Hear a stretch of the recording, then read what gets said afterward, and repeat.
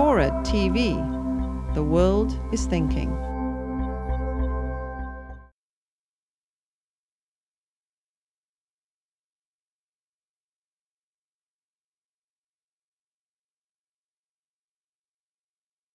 I understand the strong emotions about this. I understand that a lot of people wake up and say, I'm worried about America not being America. I understand people who say, I don't like people who came here illegally and why should they get something. And I know people saying we should not repeat the mistakes in 1986 when we passed an immigration reform law that basically said if you came here and you're illegal and you want to be a citizen, raise your right hand. Now, what happened between last year and this is that McCain-Kennedy got defeated, and then some of the opponents of McCain-Kennedy took a sober look after the election and said, is this a problem that we need to confront? And if so, what is it that we most care about in this battle? And some of those opponents came forward. In fact, so, ironically enough, Congress is a formal institution, but a lot of this happens informally.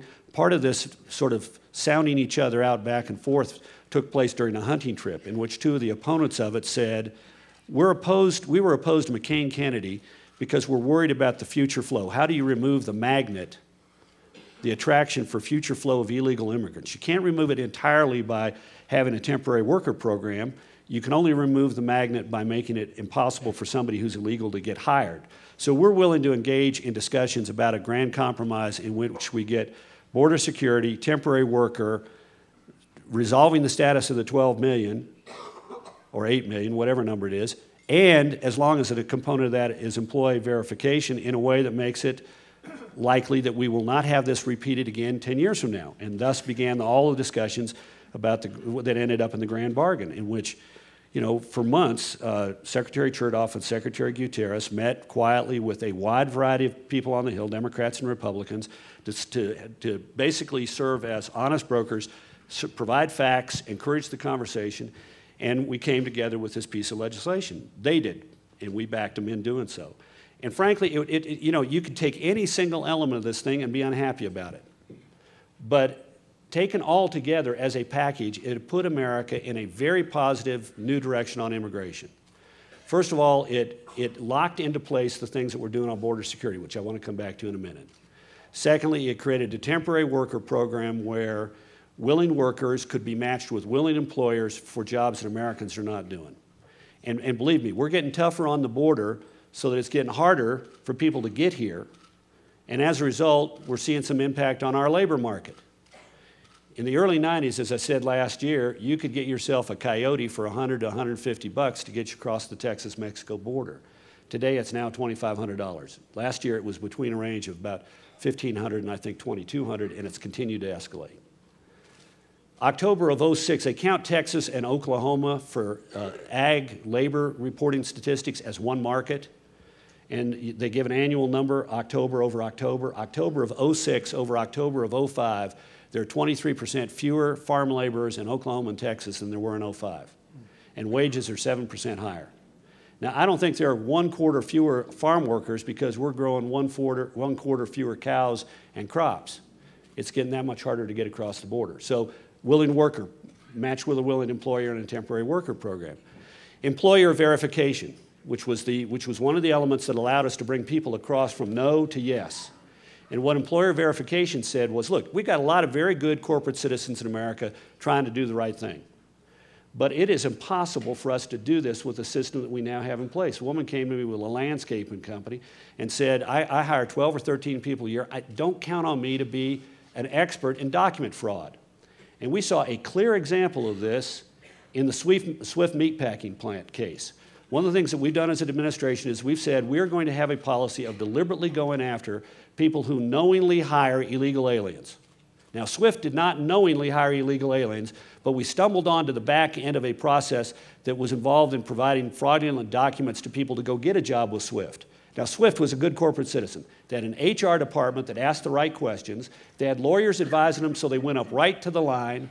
They did everything they possibly could to advertise widely for workers as broadly as possible and give training programs and so forth so that there was no excuse for if somebody wanted a job that paid 16, 18, 20 bucks an hour in little towns across America where they had plants, they had a chance to apply. And yet when we went in and went through 5 of their plants, between 1/4 and 40% of their workers were illegal. And they were able to get jobs because they showed up with driver's licenses, birth certificates, and other documents, which to the eye of a very highly trained human resources department look like legitimate documents.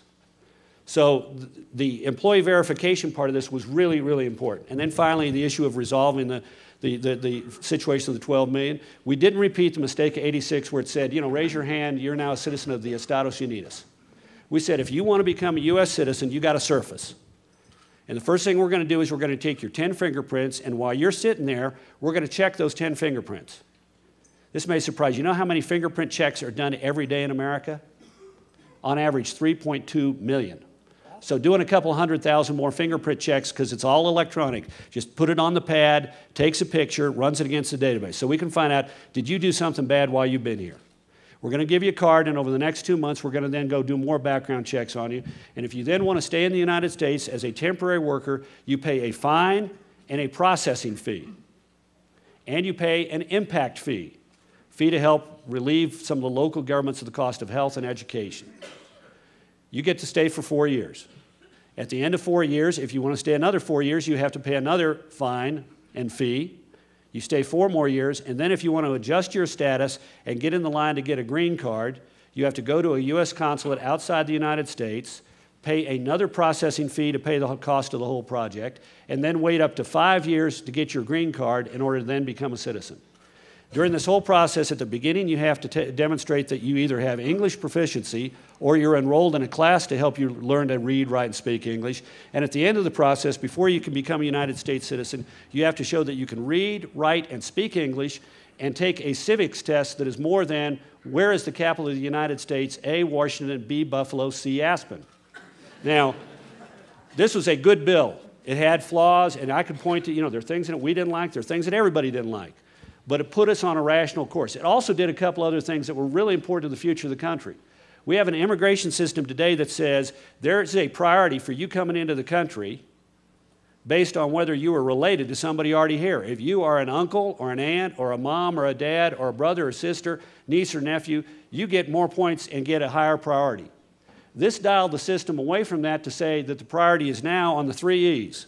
Do you have education, employment history, or English skills that would tend to indicate that you'd be a positive contribution to society? We still kept family in there, but rather than being dialed dominantly towards family, we moved it so that it was more towards, a majority was now towards the 3 E's.